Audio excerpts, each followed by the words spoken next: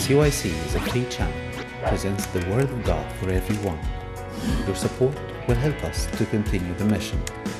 Visit our website, cycnow.com. Even $1 will make a difference.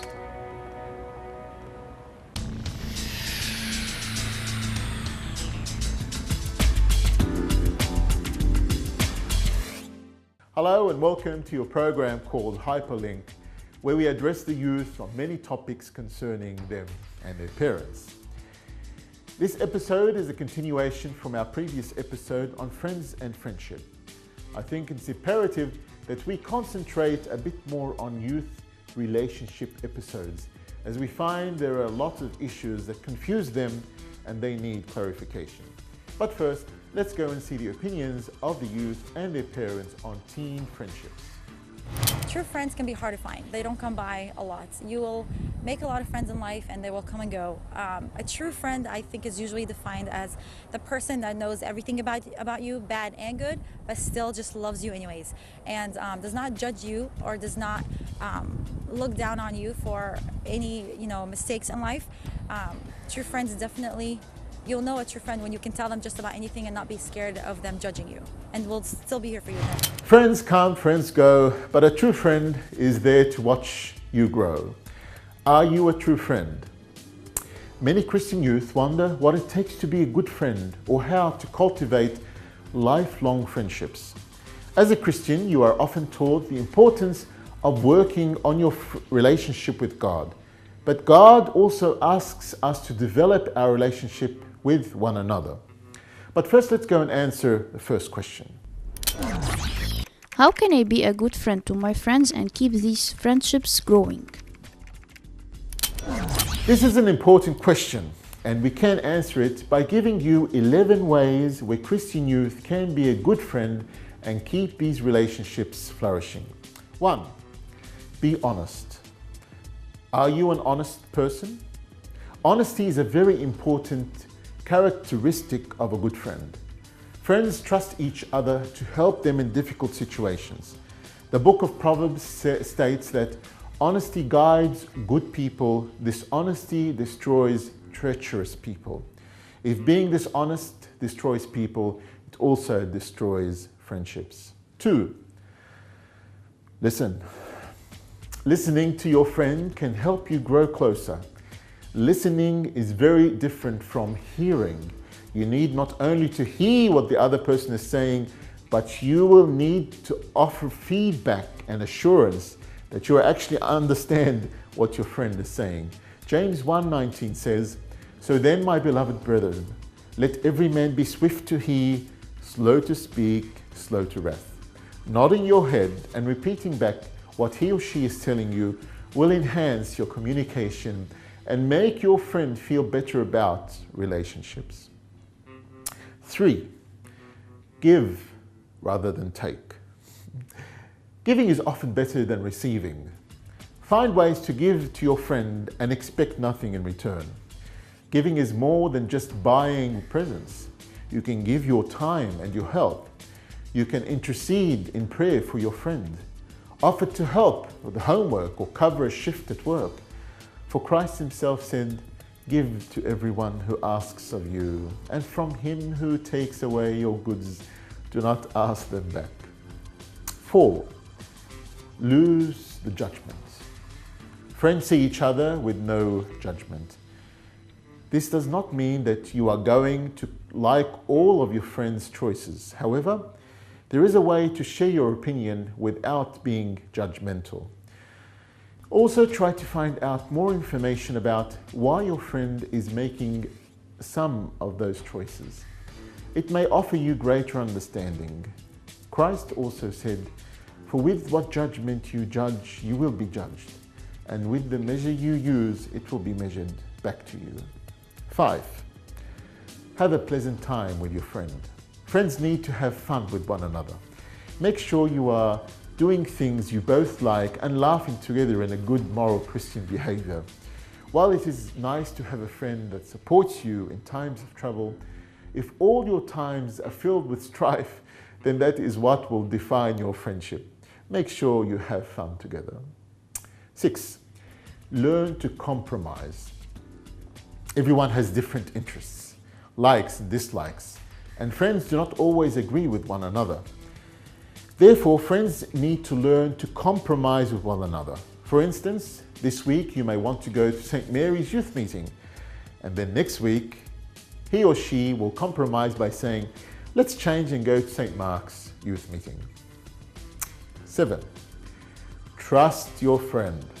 While it is important to be honest and compromise with your friend, it is also important to have trust in your friend. If you always question your friend's motives, you will never open yourself up to developing a close friendship. While trust takes time to develop, let go of your own insecurity once in a while to give your friend the benefit of the doubt. 8. Be supportive. Sometimes a friend just needs a shoulder to cry on or a cheer from the audience. Be supportive of your friends. When your friend is having problems at home, let your shoulder be the one they use to cry on and help them back on the right track through the aid of your youth servant or the parish priest. 9. Empathize. Many Christian youth confuse being sympathetic with being empathetic. Being empathetic means that you are able to put yourself in the other person's shoes. When your friend needs your support, you need to try to see the situation from his or her eyes.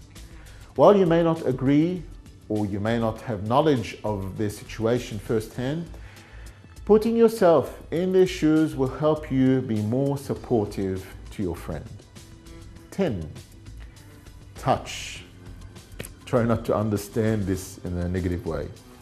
Touch is a valuable tool in growing friendship, yet it is often overlooked. Touch is important in that it creates a bond between you and your friend. A good way to use touch is to put your hands on a friend's shoulder in support or giving your friend a hug in greeting. However, be sure you are appropriate in your touching and that you don't make a person feel uncomfortable by entering their personal space too soon in your friendship. 11. Share your feelings. Opening yourself up to another person is a part of growing your friendship. Learn to share how you feel, even if you think it will cause some confrontation. Friends need to be able to share their feelings without judgment. If you are not able to share your feelings with your friends, then you will keep the friendship from growing into a great relationship. Let's move on to our next question. Can you please explain to us the difference between a friend and a companion? A friend is simply a person who you can relate to and share your special concerns and secrets with. On the other hand, companions are a group of close people who you interact with on a daily basis, either at work or school or in church. So remember, you can't have a lot of friends who you share your secrets with. This is usually the one or two close friends. Move on to the next question. Can you give us examples from the Bible about the characteristics of a Christian friendship? There are 5 characteristics of true Christian friendship which we can look at from the Bible. 1. Christian friends love unconditionally. John 15:13 says, "Greater love has no one than this, that he laid down his life for his friends." Jesus is the finest example of a true Christian friend. His love for us is sacrificial, never selfish. He demonstrated it not only through his miracles of healing, but more fully through the humble service of washing the disciples' feet, and then ultimately when he laid down his life on the cross. 2. Christian friends accept unconditionally. A friend loves at all times, and a brother is born for adversity. We discover the best of friendships with brothers and sisters who know and accept our weaknesses and imperfections. If we're easily offended or hold on to bitterness, we'll have a hard time making friends. No one is perfect. We will make mistakes, now and then. If we take a truthful look at ourselves, we'll admit that we bear some of the blame when things go wrong in a friendship. A good friend is quick to ask forgiveness and ready to be forgiven. 3. Christian friends trust completely. It is said, a man of many companions may come to ruin, but there is a friend who sticks closer than a brother. This proverb reveals that a true Christian friend is trustworthy indeed, but emphasizes a second important truth as well. We should only expect to share complete trust with a few loyal friends. Trusting too easily can lead to ruin. So be careful about putting your confidence in a mere companion. Over time, our true Christian friends will prove their trustworthiness by sticking closer than a brother or sister. 4. Christian friends keep healthy boundaries. Love is patient, love is kind, it does not envy. If you feel suffocated in a friendship, something is wrong. Likewise, if you feel used or abused, something is wrong. Recognizing what's best for someone and giving that person space are signs of a healthy friendship. We should never let a friend come between us and our spouse. A true Christian friend will wisely avoid intruding and recognize your need to maintain other relationships. 5. Christian friends give mutual edification. It says, wounds from a friend can be trusted. True Christian friends will build each other up emotionally, spiritually, and physically. Friends like to be together simply because it feels good. We receive strength, encouragement, and love. We talk, we cry, we listen. But at times, we also have to say the difficult things our dearest friends need to hear. Yet, because of the shared trust and acceptance, we are the one person who can impact our friends' hearts. For we know how to deliver the hard message with truth and grace. I believe this is what Proverbs 27:17 means when it says, as iron sharpens iron, so one man sharpens another. My hope is that these 5 characteristics will show you areas that may need a little work in your effort to build stronger friendships. But if you don't have lots of close friends, don't be too hard on yourself. Remember, true Christian friendships are rare treasures. They take time to mature, but in the process, we grow more like Christ.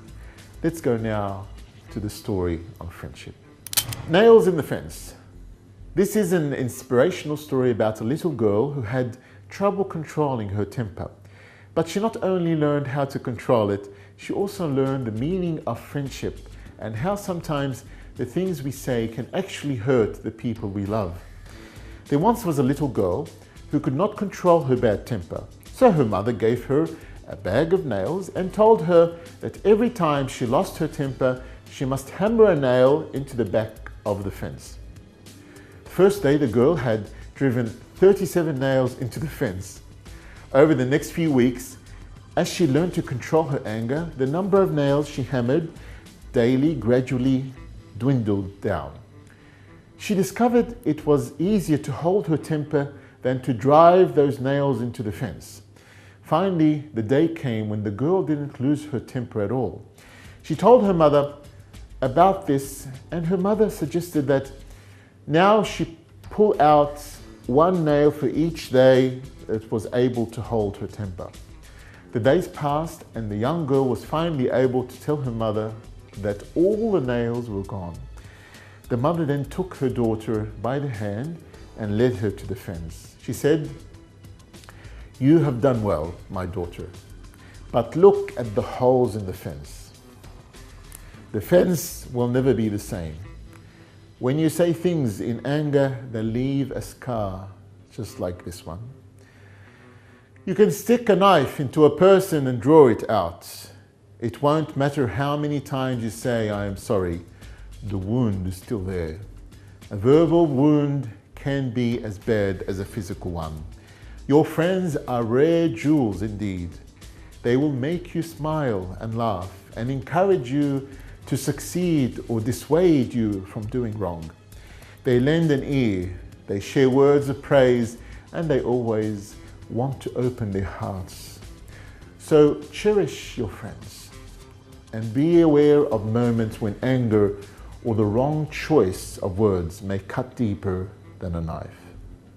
Well, that's all we have for you today. I hope you enjoyed this topic on friendship and that it will help you keep and cherish your friends forever. See you in our next episode where we will talk to you about a very disturbing subject, teen suicide. Remember, don't forget to tell your friends to join you. See you next week and keep us in your prayers.